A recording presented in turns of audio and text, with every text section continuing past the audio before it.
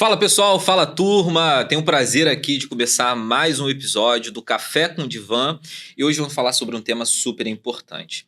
Imagina você chegar numa loja e de repente fez nada, mas se percebe sendo perseguido. Ou então vê um filho sendo abordado pela polícia e esses dois exemplos pelo mesmo motivo, pela cor da pele. Hoje nós vamos falar sobre o racismo estrutural, os impactos do racismo. Hoje eu estou recebendo aqui advogado, historiador, doutorando no programa de pós-graduação da UFRJ. Eu tenho um prazer de receber um querido e amigo, Daniel Alves. Que bom ter você aqui, querido. O prazer é todo meu, fico muito feliz com esse encontro, né? E você faz parte dessa trajetória especificadamente no momento que a gente se encontrou numa instituição de ensino superior, na UniCBR, né? E que de algum modo ressignificou também o próprio modo como eu encarava, né, o processo pedagógico do direito. Eu tenho muito carinho pela sua turma em específico, desculpa as outras turmas, né, porque foi um processo muito doido, né? Porque estavam atravessado. Eu me encontrei numa encruzilhada de uma eventual proposta pedagógica que eu deveria seguir, né? Eventualmente, tento seguir essa perspectiva mais dogmática do campo do direito, né? De usar esses jargões, de uma lógica concurseira e, de repente, pensar esse campo do direito do modo que eu sempre fui, né? Você estava perguntando no bastidor, Daniel, você sempre teve essa perspectiva crítica? De algum modo, eu já tive, porque, pô, olha só, que cara, né? O Nathan lê Platão, né? Com 14 anos, sem ser obrigado, né? Que cara lê os filósofos da epistemologia, que tem muito a ver, inclusive, com o campo da psicologia, né? Ou seja, no sentido de pensar quais são as possibilidades e os limites do conhecimento, ainda garoto, com 15, 16 anos, né? 15, 16 anos, eu estava ali tentando entender acerca do entendimento humano do Locke, né? Que era justamente tentar entender de onde vem a capacidade do homem apreender determinada coisa e dizer que aquele objeto, de fato, é um objeto. Quais são os limites da possibilidade do conhecimento humano? Entender também o diálogo dele com Berkeley, né? Que é outro cara que vai pensar a filosofia epistemológica, pensar com Kant também os limites do conhecimento humano, e com David Hume, né, que de algum modo vai influenciar bastante essa perspectiva perspectiva kantiana em torno, né, dos limites do conhecimento. O Kant vai dizer que foi o David Hume que acordou ele do sono dogmático, né? Tá certo que hoje a gente olha o Kant assim, né, assim, pelo menos a vivência dele, aquela coisa metódica, ele parece muito esse professor do direito que está atravessado por essas concepções acríticas, né, jurisprudenciais, de pensar um direito que está lá e não está atravessado pela realidade. Então, de algum modo, né, naquele momento, eu já era um cara, de algum modo, crítico. Ainda mais quando eu observo, Nathan, Eduardo, que eu tinha um autor da literatura que eu lia bastante, né, que era o Machado de Assis, né? O Machado de Assis, olhando naquele momento e olhando hoje, é um cara extremamente cínico, né? Que vai olhar a sociedade que ele vivia do século XIX, aquela coisa de uma elite urbana, que queria fazer às vezes de Paris, mas com todas as hipocrisias que atravessam a história humana. Então, assim, eu sempre me preocupei por observar as relações humanas, né? Naquele momento, não tendo essa consciência crítica de quem eu era, e hoje percebendo cada vez mais como a criticidade me atravessa, sabe? Percebendo o meu lugar, percebendo o lugar de determinadas verdades que se constituem como absolutas. Pessoal, já deu pra ver que o homem é um poço de sabedoria, né? Olha que hoje eu tô meio lerdo, gente, assim, mas vamos lá. Daniel, prazer enorme ter você aqui. E assim, antes de a gente entrar no nosso tema, assim, o nosso público já te conhece, você já participou de palestras no Instituto Aprovado, tive o prazer de receber você em diversos temas diferentes, mas história, direito, me fala um pouquinho por que você fez essas escolhas ali naquele momento da sua vida.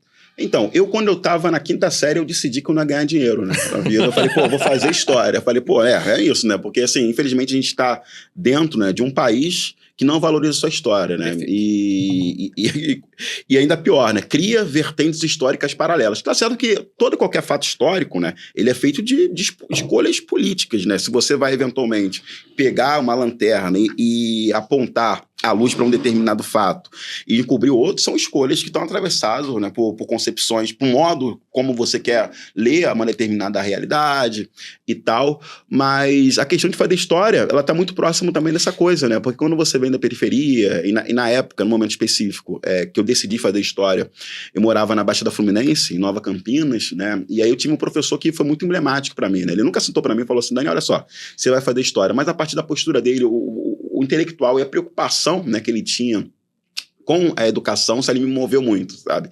E eu sempre tive esse contato também de ter um interesse pela história, no sentido de ler a história. Claro, eu lia texto didático, sempre tive essa coisa de ter biblioteca em casa, ter livros de literatura, ter livros didáticos, enfim. E eu lia muito livro de história. Só que no momento, né, que eu fiz essa opção por escolher a faculdade de História, foi um momento que eu ainda acreditava que a história era feita de datas, né? Era uma questão de gravar, não, mas a história ela está atravessada por uma lógica que você entender os processos, né? Que constitui o que nós somos. E é assim, a gente não entende o que o Brasil é se não entender o passado escravocrata, né? Que ainda atravessa o modo como a gente enxerga a realidade, né? Então você tem uma constituição, né? Uma lógica tributária que de algum modo reproduz perspectivas escravagistas, né? Você tem uma reprodução de uma determinada lógica penal, né? De uma determinada lógica constitucional, de uma determinada lógica de efetivação de plano de política de segurança pública, de políticas de saúde, de políticas previdenciárias, que mascaram e encobrem, né, contradições raciais. Aí o cara fala assim, pô, beleza, eu não vou me tornar bandido não, meu parceiro, então eu vou ser um trabalhador, né, vou fazer tudo certinho, mas esse cara vai ser o cara que, infelizmente, vai morrer na fila do XGEG, né? É o cara que vai mendigar na fila do pão da Previdência, do INSS, um salário de fome no final das contas. Então, como é que a gente, né, pensa? Ou seja, o cara seguiu o caminho reto, de algum modo, mas de algum modo ele acaba sofrendo as consequências dessas contradições todas. E não tem outra questão. Não é porque a gente não aciona, né, o conceito de raça, né, que as relações raciais não nos atravessam. Não é porque uma pessoa... Você foi no Barra Shopping, a gente está aqui na Barra, né?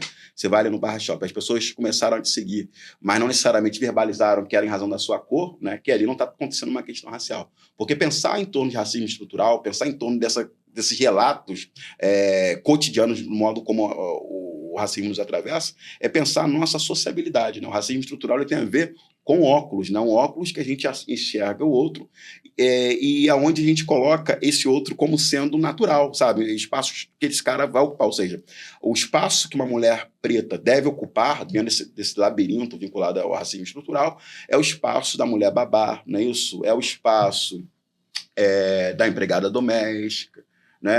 É o espaço da cozinheira, da funcionária de serviços gerais, né?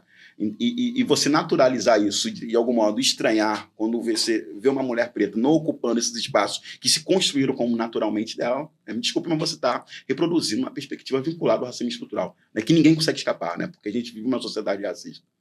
Pô, que bacana, Daniel. E assim, você tocou no assunto e eu acho super importante a gente abordar, mas na sua perspectiva, dentro dos estudos que você faz, dentro do direito que você é um pensador também do direito, professor universitário, você acha que o racismo estrutural que dói mais ao indivíduo é aquele mascarado ou aquele que é escancarado? Olha, acho que é muito complicado e subjetivo, né? Porque, assim, eu repito, né, esse processo de ingressar num direito, né, ele me colocou em lugares que socialmente não se constituíram para pessoas parecidas comigo, né? E a gente vai pagando o preço, né? E às vezes quando você percebe em sala de aula um determinado olhar torto, né, de um determinado aluno, um determinado perfil de aluno, isso mascara de algum modo, né? Muitas vezes tu começa a estranhar, mas não faz sentido, tô chegando no horário, tô fazendo a emenda, tô sendo simpático, né? Enfim, o que está acontecendo? Né? Então, talvez essa coisa mais sutil, se ela seja mais perversa.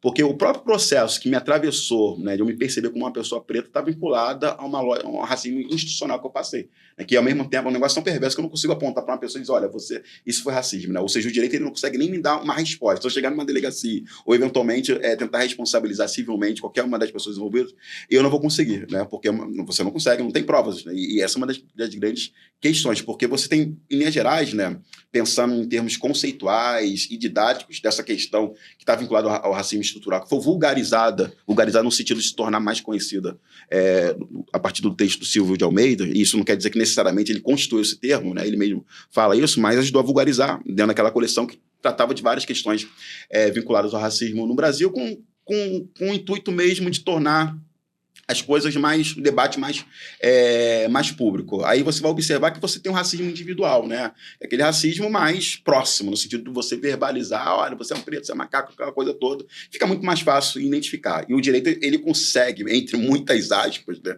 dar uma resposta, ainda assim, muito satisfatória ao que se refere a essas questões, mas a mesma assim é extremamente satisfatória.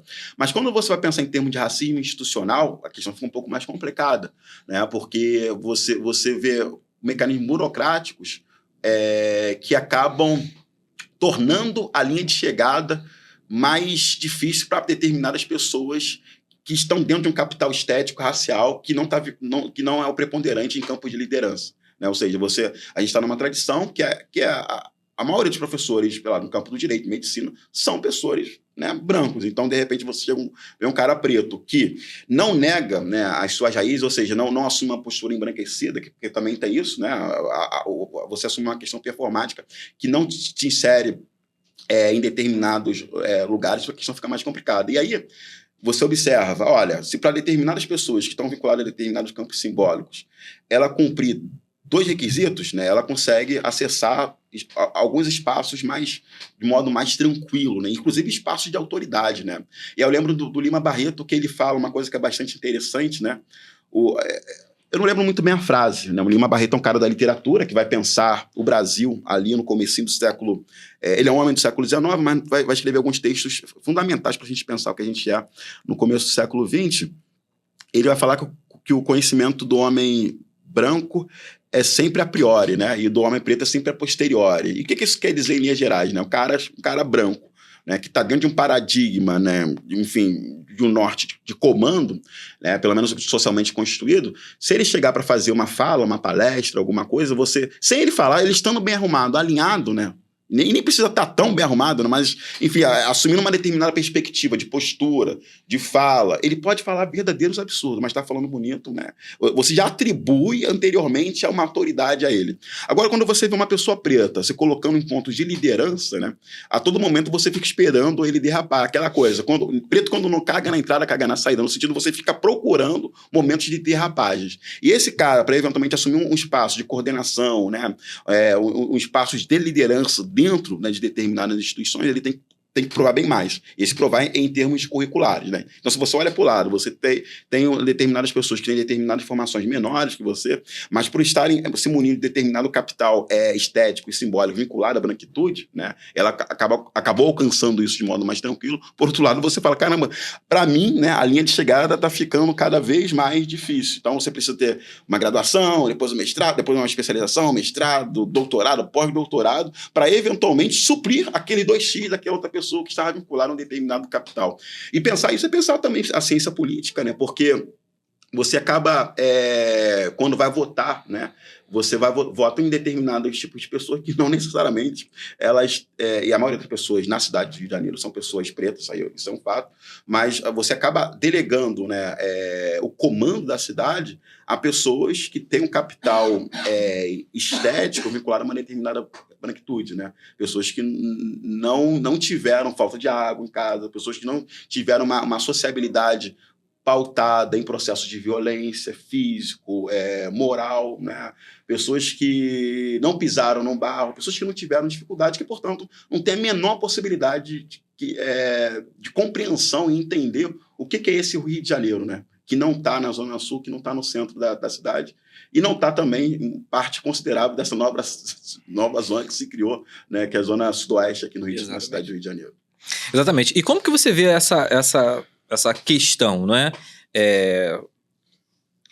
Você falou a repartição, né, do Rio de Janeiro, ela está sofrendo uma alteração e você vê isso uma questão também preconceituosa. Como que você observa, qual o seu óculos em relação a essa decisão do Legislativo Municipal? Não, assim,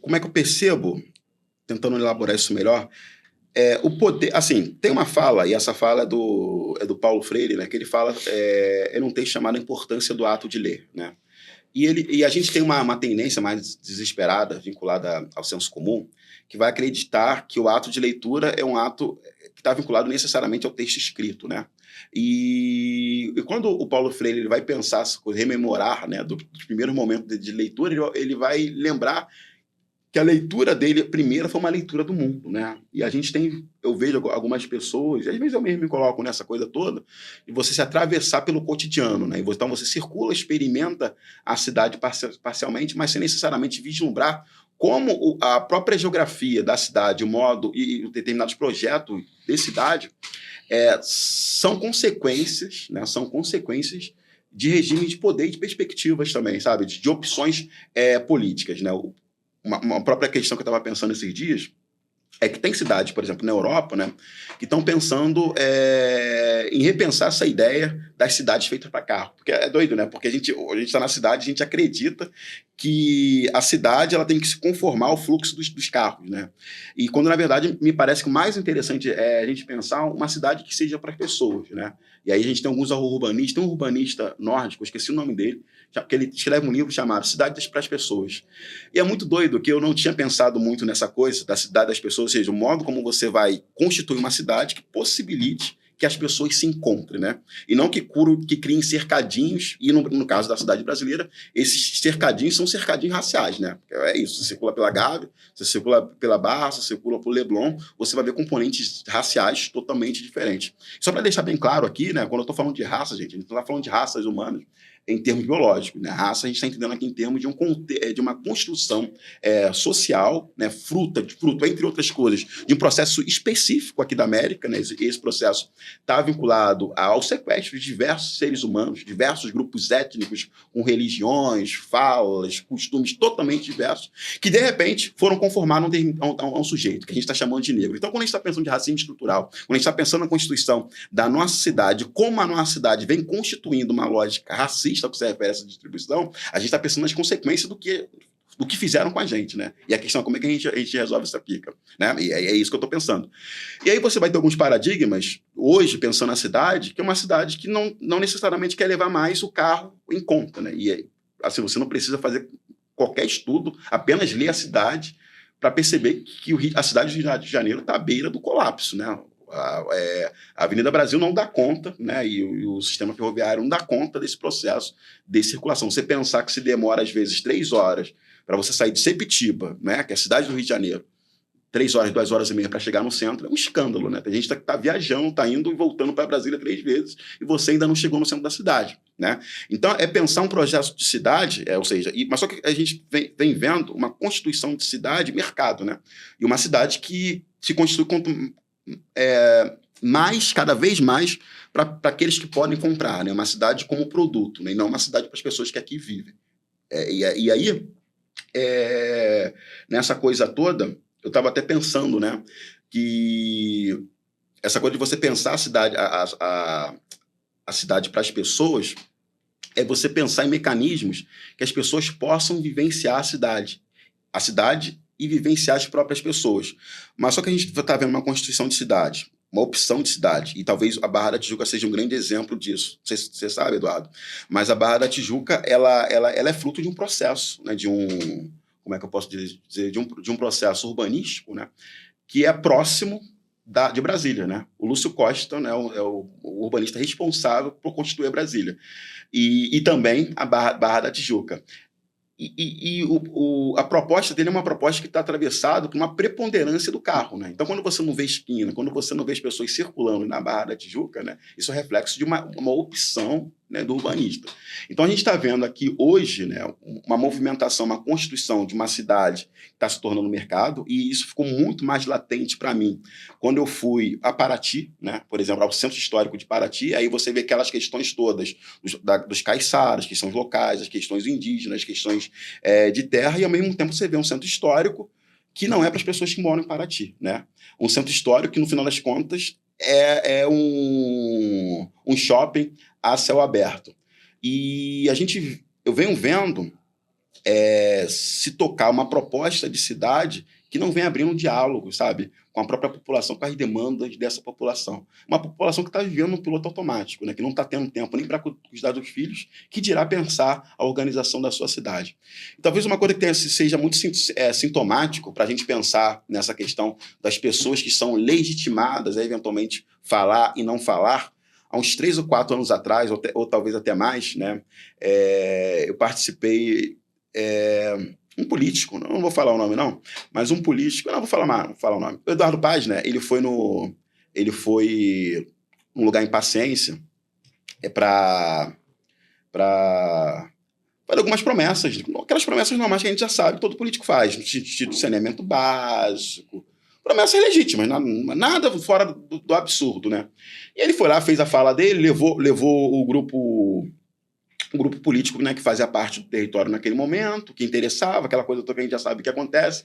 Mas o mais interessante não é nem o que ele fala ou deixa de falar, ou eventualmente as promessas. É o desfecho, né? Porque no momento, aí falou lá os políticos locais, e no momento que as pessoas tinham para eventualmente falar, o comício, a fala se rompe, né, e começa a tocar Jorge Aragão, né? E todo mundo fica com aquela expectativa frustrada. Então a gente vem vendo um tipo de gerência, né, que constrói uma cidade e não necessariamente ouve. Mas essa não é uma questão específica, né, de um político específico, né? A gente está se construindo uma lógica muito individualista, né, numa lógica muito de se aproximar daqueles que se aparecem com a gente.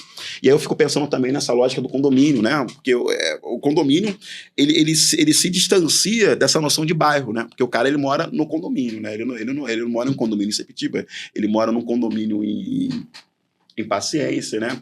E é doido, porque teve uma vez que eu dormi em um condomínio na Barra e tal. E aí, olha, amanhã a gente vai pra feira, que não sei o quê, não sei o que. Ela falou, beleza, vamos pra feira. Aí quando eu desci, né, a feira era dentro do condomínio, né? Com direito a caldo de cana, pastel. E isso tem me preocupado, né? Ainda mais diante dessa preponderância desse individualismo. Então, assim, eu venho pensando o mundo, né? E eu fico ligado nessa coisa toda de leitura do mundo quase que 24 horas. E essa leitura é atravessada, né, por um processo histórico, ou seja, colocar as questões dentro de um contexto, né? Porque essa perspectiva neoliberal parece que o indivíduo está solto no ar, né? Ele está fora de um determinado contexto, então as opções de vida dele, se ele vai seguir um caminho ou outro, só depende necessariamente dele, quando na verdade, né, qualquer pesquisa empírica, né, qualquer observação empírica vai dizer que esse cara ele tá situado em um determinado contexto, né? Você não precisa ter feito faculdade, né? Precisa só ter uma sensibilidade e empatia mínima para perceber que um cara que mora na Gávea não é o mesmo cara que mora na favela do Aço, né? Que, portanto, não tem as mesmas oportunidades também. Você fala sobre essa questão de pensar a cidade, eu acho isso muito importante. Pensar o coletivo, o estado de consciência da população, e aí estamos falando do Rio de Janeiro, mas com certeza isso é reproduzido pelo Brasil todo. Mas ao pensar o indivíduo, Daniel, eu gostaria de ouvir o seu pensamento e sua reflexão acerca do estado de consciência. Porque você fala que em algum momento, né, e de maneira institucional, você se percebeu negro. E isso acontece também... porque a gente pensa que numa experiência individual, com outras pessoas que às vezes não se percebem também negros, não se percebem nessa relação, vivendo esse preconceito em alguma instância. Como é a tua observação acerca disso, né? Por que a sociedade mascara principalmente questões raciais? Por que o indivíduo ele demora para ter essa questão da consciência? É lógico, você já me contou essa história, tem palestras, né? E é super pertinente essa sua fala. Mas por que a sociedade, às vezes, ela ultrapassa a vida sem se perceber no seu estado como é? Cara, assim, tem uma fala de uma filósofa, né? Viviane Moser. E a Viviane Moser, eu tenho um carinho para ela especial. Primeiro porque, assim, ela gosta de filosofia, né? Eu gosto de filosofia, né? E é claro que a gente pode fazer várias críticas, né? Entre outras, né? Que a filosofia... Ela reproduziu muitas perspectivas racistas, né? A filosofia, pelo menos ocidental, ela tem essa coisa eurocêntrica, né? O Hegel vai dizer, olha, a filosofia só se escreve em alemão, né? Isso é escroto pra caramba. Mas, ao mesmo tempo, eu me interesso em ler determinadas coisas, em me aproximar de determinadas perspectivas, né? Por exemplo, eu me aproximo muito mais de discursos, né? Que vão desconsiderar o papo do racismo, né? Como mimimi, essa coisa toda. Eu me aproximo muito mais me aproximar em termos de tentar pensar e entender a partir dele, né? De perspectivas nazistas, né? Dessa coisa toda, extrema-direita, essa coisa toda, do que necessariamente ficar num campo discursivo em busca de uma África, né? de essencialismo, ou seja, de construir um novo essencialismo. Eu me preocupo muito mais com a vida como ela é, né? Essa coisa até meio Maquiavel, ou seja, eu não estou preocupado com o dever ser, né? Eu estou preocupado como, eventualmente, as coisas acontecem, né? Porque uma coisa é um dever ser que está vinculado a um plano metafísico, né? Um outro mundo, e eu estou preocupado em entender a vida como ela é, né? Que pese é ela mesma, né? E assim, não faria nenhum sentido, gente, eu pensar as questões raciais, vou pensar a negritude no Brasil. Se a maioria das pessoas que fossem encarceradas no Brasil não fossem pretas, né? E aí a gente tem que pensar, o Brasil é o país da impunidade. Porra, tá de sacanagem, né? Uma impunidade, se o Brasil já é a terceira população, já tem a terceira população carcerária do planeta e subindo, só perdendo para os Estados Unidos e para a China. Aí a gente tem que pensar impunidade para quem, né? Às vezes é mudar as perguntas.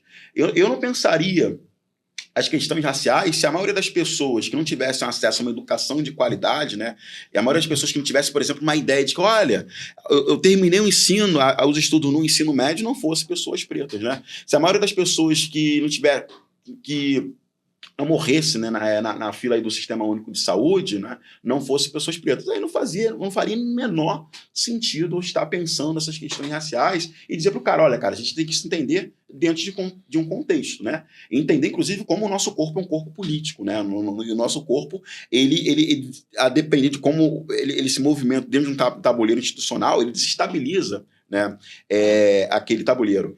E aí, quando eu penso a questão da Viviane Moser, né, e eu tenho esse carinho por ela ter essa aproximação da filosofia, e tenho esse carinho por ela ter textos de poesia e tal, até trazendo as questões da nudez, do sexo, né, tão tabu, né? Tão tabu na mentalidade ocidental, porque o corpo ele se torna um problema na Idade Média, né?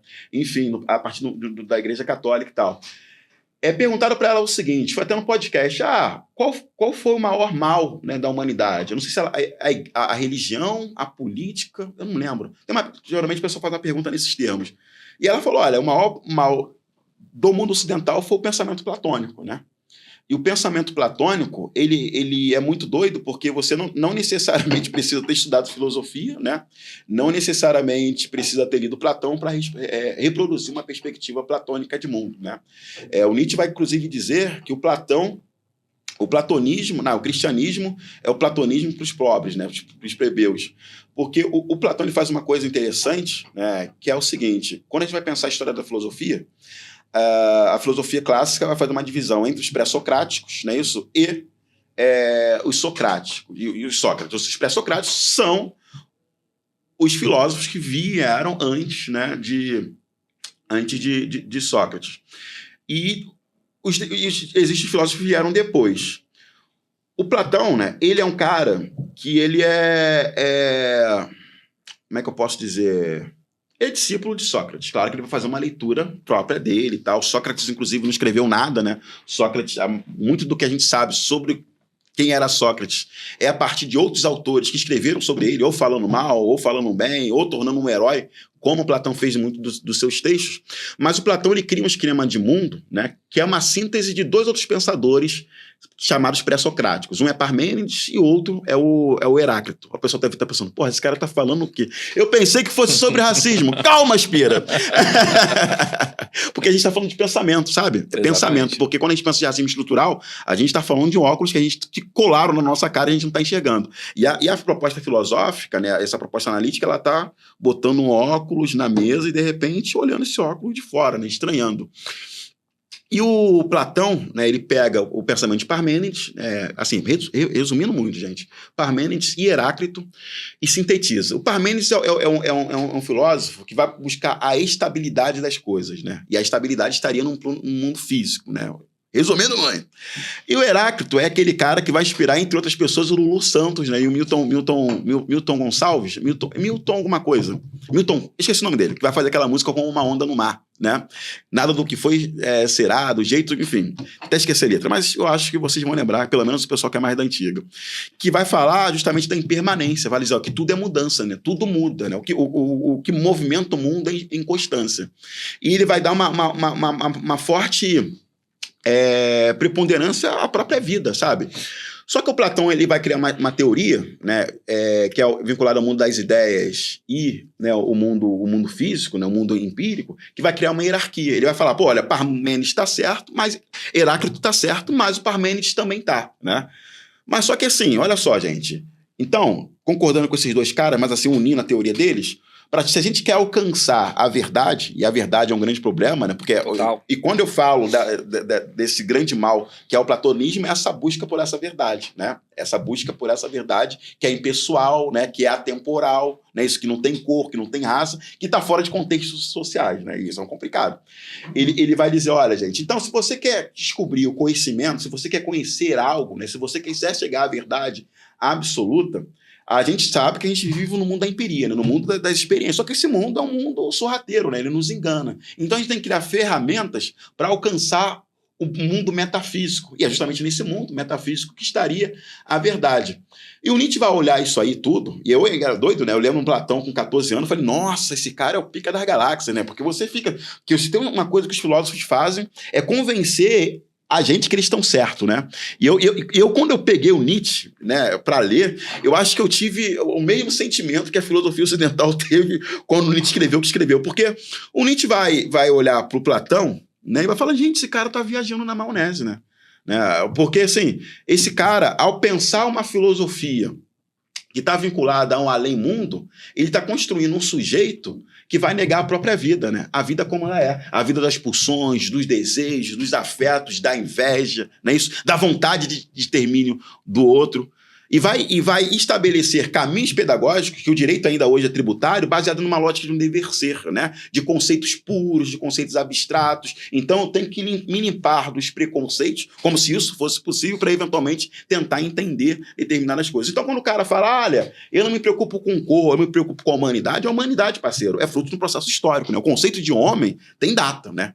E me parece que está com a data de validade, inclusive, vencida. Então, a nossa proposta, né, a proposta de autores que vão pensar, né, a partir de uma teoria crítica dos direitos humanos da América Latina, pessoas que vão pensar a partir de uma perspectiva decolonial, a partir de Nietzsche, a partir de Foucault, é botar a verdade dentro de determinados regimes, né, de contexto. Entender, entre outras coisas, que a verdade é plural, né? E ela se constitui. E aí eu não estou pensando em termos de relativizar, não. É tentar pensar que a verdade ela se constitui a partir, né, do tempo que ela está inserida, né? É basicamente isso.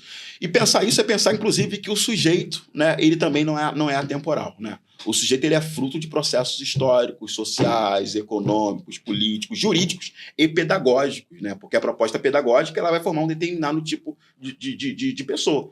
E é interessante a gente pensar nesse determinado tipo de pessoa, porque até bem pouco tempo atrás a gente estava discutindo aí, né, parece que ainda agora, recentemente, a questão da militarização das escolas públicas, né? A militarização da escola. Mas a militarização da escola não era a militarização de toda e qualquer escola, da escola pública, né? Ou seja, aquela coisa de você respeitar uma determinada hierarquia, né?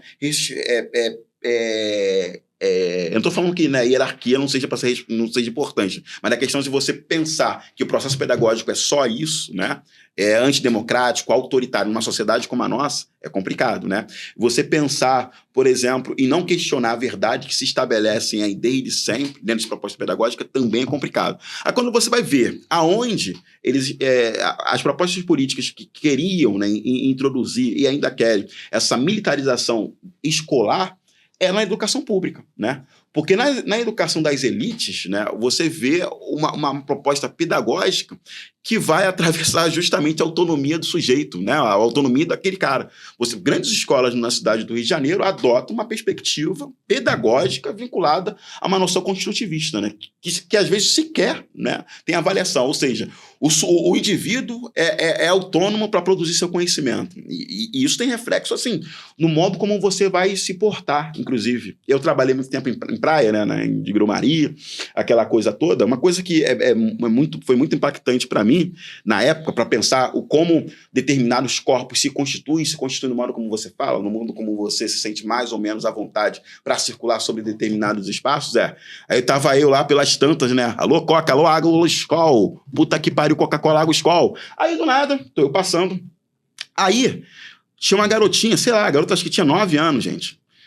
E aí tava comprando um picolé com a mãe. Aí a mãe falou assim pra ela, compra esse picolé aqui, porque todo mundo tá comprando. Aí a garotinha virou pra ela assim, com a firmeza que eu acho que eu hoje, sendo professor universitário, advogado, não tenho na fala, né? Porque eu fui constituído no processo pedagógico de submissão, de algum modo, né? Mas eu não sou todo mundo, né? E com uma falei, gente, o que é isso? É um anã, né? Então, assim, e aí quando eu vejo, às vezes, colegas advogados, né? Porque o campo do direito, ele tá atravessado por uma violência simbólica muito grande, né? Que tem uma preponderância de um modo de configuração corporal, de fala, de códigos de linguagem, está vinculado a uma determinada branquitude. E aí quando eu vejo colegas advogados que têm dificuldade, né, de assumir negros, né, mas que vieram para a periferia, Belfort Roxo, Vila dos Teles, que não se sentem confortáveis em vez de se colocar, né, uma reprodução de uma violência simbólica. Às vezes o cara é uma autoridade, mas aí ele não se coloca nesses espaços. E para mim mesmo foi muito difícil pensar. Às vezes a pessoa fala, tu é professor universitário, eu fico, poxa, quase que pedindo desculpa porque aquela pessoa está falando, né, que você é professor universitário, que você é advogado, que você é mestre, que você tem 2 graduações e tal. E de repente você vê um Pablo Marçal, né, falando que é palestrante. E você sabe, né, Eduardo? Eu fico aí fazendo palestra em vários lugares, não só na cidade do Rio de Janeiro, mas em outros estados também. E eu tive uma dificuldade danada, né, em me ver de repente como palestrante. Eu até agradeço aqui o nosso amigo Pablo Marçal, né, por ter sido essa fonte. Contém ironia. Né, contém ironia, tem que falar isso, né? Essa fonte de inspiração. Eu falei, mano, se esse cara, né, se arroga a ser, isso eu também posso, sabe? E aí, às vezes, é importante a gente se colocar também em determinados lugares. Bacana demais. E assim, você falou sobre o direito, sobre o advogado, eu gostaria de pensar com você a questão do sistema judiciário. Você acha que ele, de alguma forma, é um agente de combate ao racismo ou ele reforça? O direito, ele não se constituiu para ser um agente de combate para o racismo, né? O direito, ele sequer se constituiu para tratar da vida humana. Porque é fogo, né? Você chega na faculdade de Direito, o professor fala, olha, qual o maior bem? Todo mundo pergunta, né? Qual é o maior bem do ser humano? A vida, né? Mas em termos práticos concretos, nem a grade curricular de Direito está dizendo isso, né? Porque a matéria que você mais estuda na faculdade de Direito é a matéria vinculada a patrimônio, que é Direito Civil, né? E quando você vai ver, em termos fáticos, concretos, estatísticos, eu sei que a gente está numa realidade que ninguém está se preocupando em torno de estatística, mas quando você vê os crimes que mais encarceram, né, pelo menos no Brasil, não são crimes vinculados à vida. Então, por exemplo, homicídio é menos de 1%, né, das pessoas encarceradas no Brasil, é menos de 1%. Os crimes que mais encarceram, tráfico de drogas, né, e aí tráfico de drogas também é um determinado tipo de traficante, não é todo traficante, porque há uma preponderância do traficante varejista, né? E aí você tem o furto, roubo, enfim, são tipos penais, são condutas que, infelizmente, né, na cidade do Rio de Janeiro, no estado de Janeiro, tem um CEP, né, e tem cor também. E é interessante a gente pensar também que só o cálculo econômico hoje não explica o fato do cara escolher ser traficante. Talvez acho que nunca, né? Mas hoje menos ainda. Pô, tem pouca de fumo aí pagando, sei lá, 300, 400 reais por semana, sabe? Tu fica, porra, não é mais fácil catar latinha? Não, falando sério, né? Não é mais fácil você, como eu já fiz, né? Trabalhar em praia, como eu já trabalhei, né? Trabalhar com construção civil, assim, pensando em termos pragmáticos e estritamente liberais, no sentido de você trabalhar em troco de um retorno econômico financeiro, é bem mais jogo você ser um pintor, um pedreiro, né? Trabalhar como balconista do que você ficar, né, sendo esse profissional do tráfico, correndo riscos que corre e se colocando numa linha matável, porque também é isso, né? Esses caras, há um senso comum que atravessa a população como um todo, me atravessou por muito tempo, por exemplo, né? Eu vi Tropa de Elite 1, bate palma, porra, é isso aí mesmo. E aí quando você vai fazer direito, você vai entendendo, pelo menos o direito em termos discursivos, né? A Constituição está dizendo, olha, esse cara do artigo 5º ele é qualquer pessoa, independentemente da cor e do CEP, mas em termos práticos concretos, não é isso que está acontecendo. Pensar, por exemplo, na DPF das favelas, vai pensar que os movimentos sociais que entraram, né, com essa arguição de descumprimento de preceito fundamental, com instrumentos de controle de constitucionalidade, né, bateram na porta do STF e disseram, gente, olha só, tá vendo aquele cara ali que está previsto na Constituição? Não estou querendo inventar nada. Eu estou só vendo o que já está escrito, estou dizendo, ele também é o mesmo sujeito, né, que mora na Maré, né, que mora que mora no Complexo do Alemão, que mora na Baixada Fluminense, que mora em Belfor Roxo.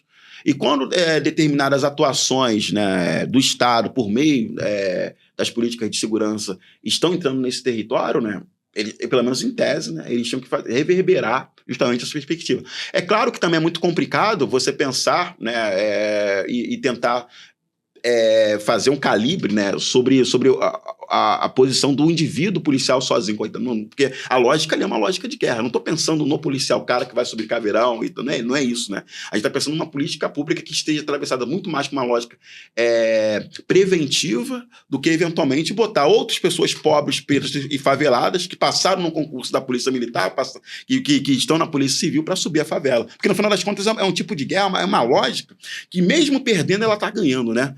Você tem uma segurança pública onde os profissionais, né, os policiais, são os que mais morrem no planeta. São os que mais matam, mas também são os que mais morrem. Então, pensar numa nova segurança pública é pensar também numa nova proposta de trabalho e emprego para esses profissionais que estão vinculados à segurança pública. Que bacana, Daniel. E assim, a gente entra numa nova jornada na nossa conversa, e eu gostaria muito de pensar com você o indivíduo, não é? Você como advogado, quando você recebe no escritório, quando você recebe um caso de uma pessoa que sofreu preconceito, quais são os caminhos que essa pessoa deve fazer, né? Uma vez que ela procura um profissional, como você que está ali preparado, quais também são as adversidades, desafios que você encontra propriamente para buscar o direito dessa pessoa? Então, o mais difícil, né? O mais difícil mesmo é a questão da prova, né? Porque a constituição da prova. E geralmente os processos mais violentos de violência racial que a gente vê são processos que as pessoas não conseguem apontar e falar, olha, essa pessoa, a gente não consegue dizer com modo contundente, quem está aqui de fora, quem está pensando as questões raciais no Brasil sabe que foi racismo. Mas aí a pessoa não consegue falar, olha, foi racismo por causa disso, ela não consegue criar um vínculo causal objetivo, né, que o direito consiga ler e verbalizar e traduzir isso para se tornar um eventual processo civil ou eventual processo penal, né? Então, isso tem sido muito difícil mesmo. E aí, a gente tem colegas, né, que estão dentro desse processo, ele fica, cara, a maioria dos processos são arquivados, sabe? A maioria, porque o direito ele é um sistema de linguagem, repito, e como ele é um sistema de linguagem que ele não foi criado para tratar de relações raciais, o código racial ele fica muito debilitado para ser traduzido nisso, até uma questão mesmo de regimes e de sistema de prova.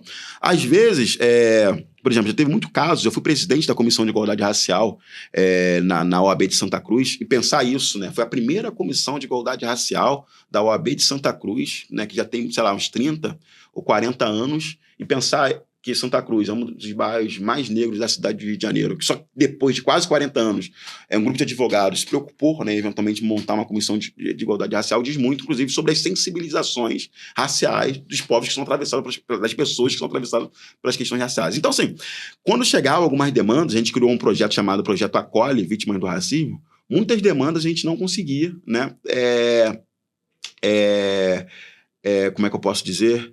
Levar para frente, por questões de prova, questão também de que, às vezes, o tempo, né, o desgaste emocional que você teria não seria compensatório, né, seja numa questão civil, seja numa eventual questão penal, sabe? Então, é muito doido mesmo. Então, e aí as vítimas chegavam e às vezes elas só queriam ser ouvidas, sabe?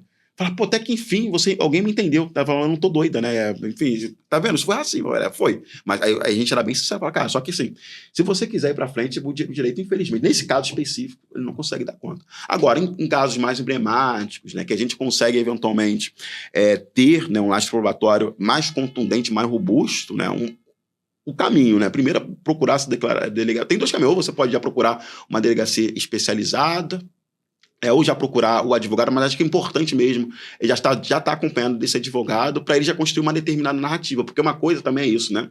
Uma coisa é o que a gente acha, né? Porque às vezes você está cheio de razões, você acha que está certo, mas o modo como você eventualmente vai registrar essa ocorrência, ela pode legitimar ou deslegitimar ou tornar vazio, né, um eventual processo. Então é fundamental que você esteja acompanhando de advogado. Bacana. E como lidar com essa sensação de impunidade, Daniel? Porque, pensa, uma pessoa, ela acabou de sofrer racismo, não é?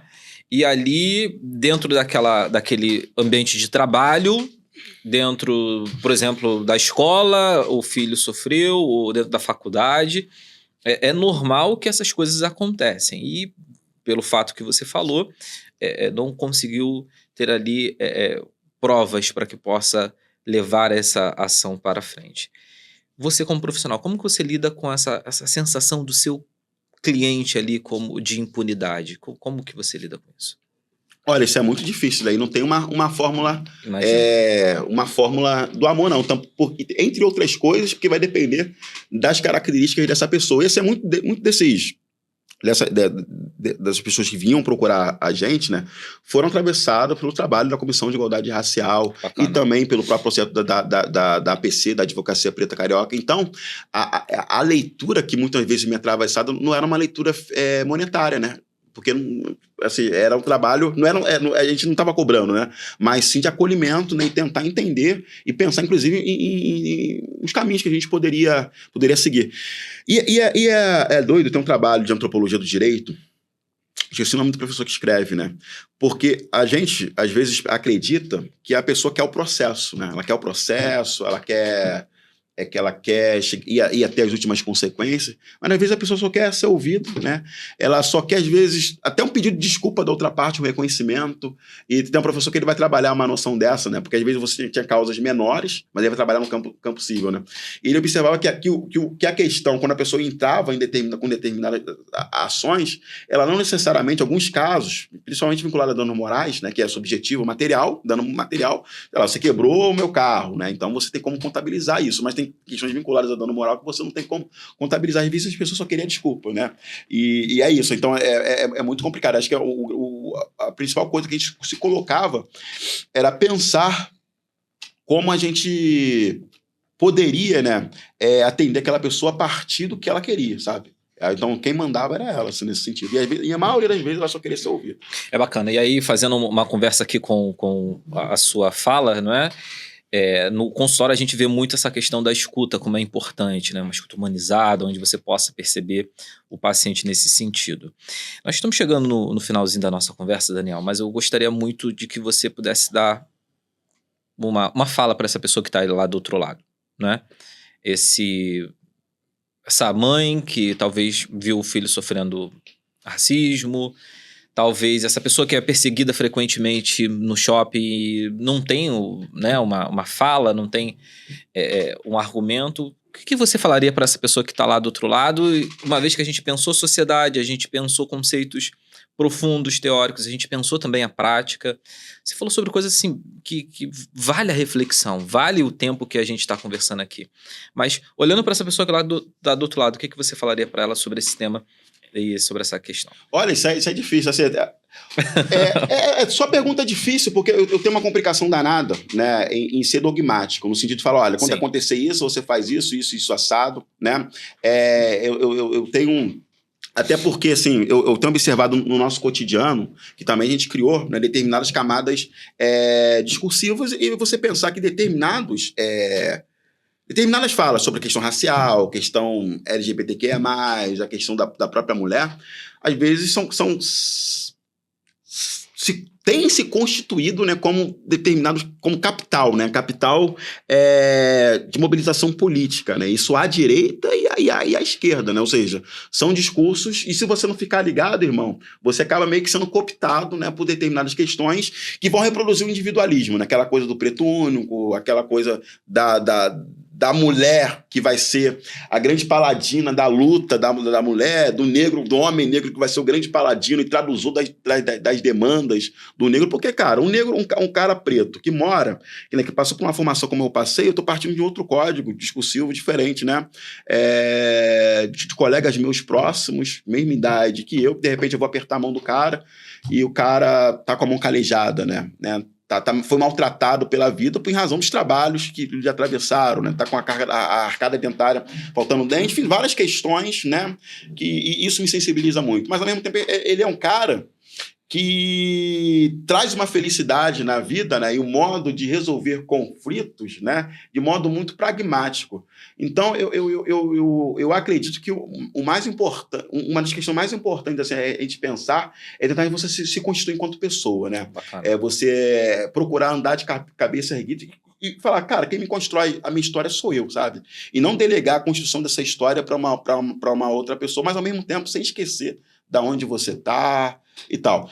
Assim, essa resposta é uma resposta que eu acho que, na verdade, eu estou dando mais para mim, né, do que qualquer coisa, né? Porque, realmente, eu falo de novo, é muito difícil tentar ser dogmático, mas uma coisa que me fez muito ser esse cara, pelo menos um pouco mais alegre, mais irônico e tal, me olhar no espelho e gostar de mim, sabe? Saber de onde eu venho, saber da minha história, saber que muitos dos passos que eu alcancei foram passos que foram muito caminho, né, que eu venho traçando. São caminhos que são atravessados por pessoas que atravessaram a minha vida, como você, né, os meus alunos, meu pai, minha mãe, né? É saber que a nossa trajetória é coletiva, né?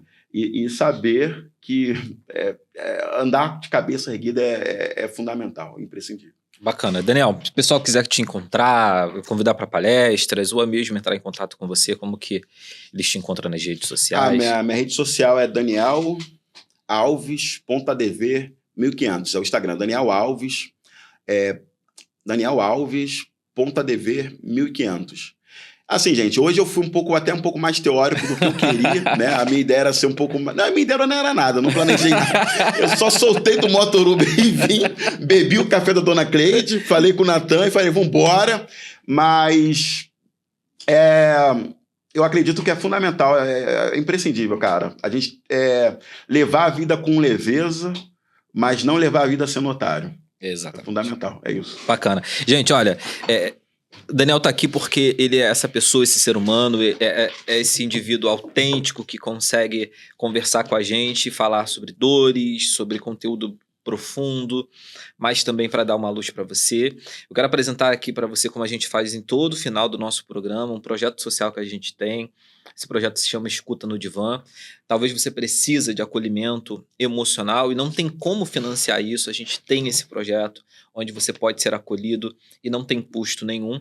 Esse é um projeto que o Instituto Aprovado mantém. São 7.500 pessoas que já foram atendidas de forma gratuita através dessa jornada. E talvez você está passando por essa demanda, por essa dificuldade, fica aqui meu convite para você participar também. Daniel, mais uma vez, quero te agradecer demais e eu acho que você tem alguma coisa para falar. Fica à vontade, querido. E acho que também tu falou da dor, né? É não se perder na dor, né? Eu passei e passo por processos de violência, mas eu não me perco na dor. Não perco meu sono na dor. Mas eu me reconstruo a partir dela. Acho que talvez a grande mensagem é essa, né? Não se perder nesse pântano da dor, mas se reconstruir a partir dela. Pavimentar isso para você se tornar uma outra pessoa. Perfeito. Ó, gostou da fala? Gostou do Daniel? Segue ele nas redes sociais. Também entra aqui, comenta como foi a palestra para você. Daniel, mais uma vez, muito obrigado, querido. Feliz demais de ter você aqui. E mais um episódio do Café com Divã. Participa do nosso programa, vai ser super importante. Um abraço para vocês, pessoal. Até mais.